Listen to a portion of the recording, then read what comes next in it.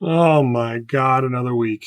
Oh no. What's up, everybody? It's week 88. 88 weeks I've been doing a vlog from my basement. Then it became a LGS. It's in a different basement. It's still in a basement, okay? But it's retail zoned. It's all official. It's serious. It's Pandora's Deck Box. You can go to pandorasdeckbox.com. You can use the code EATSHIPANDIE to save 5% on your first order. Or scan the QR code that was a while ago because I had a fucking brain moment. I'm Adam. I got a wife, Alex. I got a John, a Bree, a Tyler. We got a dog, a kid. We got a shop and talk about the news every week. Here's what happened. Wait. But first, reminder, we have made $1 million. We're a 7-figure company now. And in, celebration of that, we're giving away some free shit. So go sign up in QR and get our spam. I only send like 2 emails a year. It's pretty light. And you might have a chance to win the free stuff. All right. Magic news. Strixhaven opened to the general market. The printer's making noise, and I thought it was a ghost. Strixhaven opened to the general market on Friday. CBB prices have dropped to around $480 as everyone listed their Amazon boxes. I thought it was going to go way lower. I thought it was going to hit like $350. People like this set. The sell-through rate is absolutely ridiculous. There's none left. There's about 5-day supply left on TCGplayer at the current purchase rate. These could go up even higher than $500. I don't understand it. We got it on our website for $450. If you come down and buy it locally, we'll sell it to you for $420 because it's a funny number, and we make a little bit of profit on what we spent. That's how it works. That's business. The Strixhaven bundle delay continues with no end in sight. We got 2 from Walmart. We fulfilled one of our non-Patreon orders. We pre-ordered a little bit because we're like, oh, great. We have a little bit of extra product. We're going to put it out for pre-orders. And it's just not here. The distributors say it doesn't exist. Louis talked to his rep, and his rep said it might still be at the printers. They have no idea. They haven't shipped it to the distros, and distros haven't shipped it to LGSs. But Walmart has it. So go pick it up at Walmart. All our pre-orders are waiting. This is why we don't do pre-orders. Pre-orders suck because if you're perfect, you have the greatest prices, and you're the nicest people, and you know your numbers because allocation told you these numbers like 3 weeks ago. You're going to have these. And then they're like, you can't have it. So this... It's not a big deal. Almost all of the Patreon orders, except for that one we fulfilled from the Walmart box, it's all Patreon orders. So they're like, it doesn't matter. They're all chill people. They're going to be cool about it. But if we did this for collector booster boxes and they were delayed and we sold a bunch to a public and then the price went up, we would honor the price that we sold it at. But that's how you get fucking crucified if you raise the price, cancel people's orders. But the point is, people would be pissed because they wanted their product 2 weeks ago. We're not going to have it this week. We might not have it next week. They think they might be shipping it next week, but who knows if we get it. It's a pain in the ass. This is why we don't do pre-orders. Marvel superhero cards are showing up in Secrets of Strixhaven packs, which is silly.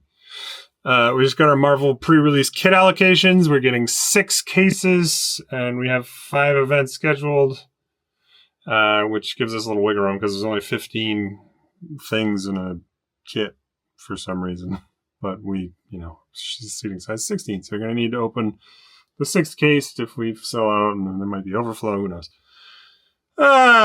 It's up from Turtles. We got 4 cases, but down from Strixhaven. We had 7 cases, so I don't know what that means. At first, I'm like, are they short printing this set? But then it's Marvel. They're not going to short print Marvel. I don't know why we got 6 cases. It's just what we got. Pokemon news. Ascended Heroes continues to go insane. ETBs are now $170. Booster bundles that came out last week are $80. It's like $13 a pack. Prismatic Evolution Super Premium Collections are hitting the LGSs now. We got our first batch of them. They were between $200 and $250 per box, our cost. Market has dropped considerably from $360 to $315 with this extra supply. So at best, we're making $50, $60 on $250 investment. Not a great margin. It sucks. They used to be what? I don't know. I honestly have never gotten them from distros. I don't remember what the distro price used to be, but I'm sure it was probably less than $100. Now they're charging $250. Pokemon. Magic news, no. Riftbound news, same thing. Unleashed comes out this weekend. We've got 3 events scheduled, and they're all basically full. Riftbound is weird. We're not allowed to sell products on pre-release week, and distributors won't even ship you the products ahead of time. We got the pre-release kits. That's all we get. And we can sell you those, and you only for an event. You can't sell them to you separately. And there's a booster box in there, but we can't sell any of the packs. You can only give it away as prizing. Riftbound is strange. All right, One Piece news. EBO 5 comes out in October. There was an order solicitation. Put in your numbers for 6 months from now. And we scheduled our events. You also have to schedule the events ahead of time. That's it, One Piece news. I don't know. They're probably missing a bunch of shit. I think there was some like crossover with some other chicken place. I don't remember. John is going to crucify me. It's great. Business news. TCGplayer is a mess right now. Cellos aren't able to see their orders coming in. The system is just down. Louis made a big video about it. Go check out Kitchen Table TCG. He did a good overview. I'm happy we're not selling on TCGplayer right now. Tell you what, because, man, that would be a pain in the ass. And there's no fix, I guess. Some people are... I haven't heard of resolution. I don't know what's going on. Speaking of selling cards, we finally listed all of our singles on Manapool. I had some pretty insane price markups in place because I wanted to like keep things slow, keep things around for locals that needed the cards. It was already like 30 to 50% over market. And within the time that I turned it on and 5 minutes later, we had gotten 5 orders. So I had to increase all the numbers by another 50 to 100%. And then we still got too many orders. So I had to set a floor of 75 cents for commons, uncommons, and $1.25 for rares and mythics. And now we're still getting like 10 orders a day. But, you know, the margins are ridiculous because I don't understand. It doesn't make any sense. We don't have a lot of reviews. We have like 162 sales on Manapool. But people are buying these 30-cent cards for $1.50 plus $1.30 shipping. I don't get it. You get a wide inventory. We got like 192,000 items listed, of which unique is like 68,000 or something. So when you get a wide inventory, people just, I don't know, the card optimizer does its magic and then you make a lot of money. So get a Roka. We made like $500 in a few hours just by turning on our inventory, which is fine. I packed a lot of orders tonight. It's now 11:30 and I got to go home and edit this. It doesn't matter. I had delayed this full move for a while because, listen, I made this inventory system from scratch. It's a whole chaos system. We have the Roka scans. I scan 600 cards at a time because 1,200 cards fit in one of the 5-row rows. So you got 2 scans.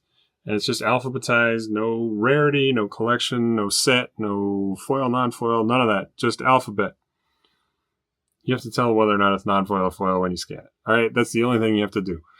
But after that, you just say bin 1, bin 2, bin 3, and then soul ring. It is a database, and it tells you where the soul ring that you need to go get is located. And you go to that bin, and you pull it by the alphabet. It takes 10 minutes. Alex pulled 20 orders within 20 minutes. It took a minute an order. Super easy.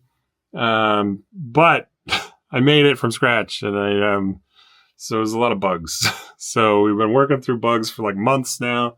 It's been pretty close to flawless for local orders. We had a few hiccups with Manapool. We started it with just some very bulk, like very cheap 10 cent cards. And we got it working. We fixed some issues and then now I pushed the whole system. It had a lot of bugs. So I had to like quickly run and fix a bunch of shit. It doesn't, the Roka is pretty good at modern stuff, but it doesn't know the difference between alpha, beta, revised, and limited. It doesn't get it. So, 5th edition, 6th edition, it messes up a lot of the old stuff. And like foil unset cards, the old fogey, it thought we had a $70 old fogey, but it was a 10-cent old fogey because there's a list reprint version. List reprints, it kind of struggles with. So there's just a lot of things we had to manually fix to go live. It's all live. Basic lands also kind of suck.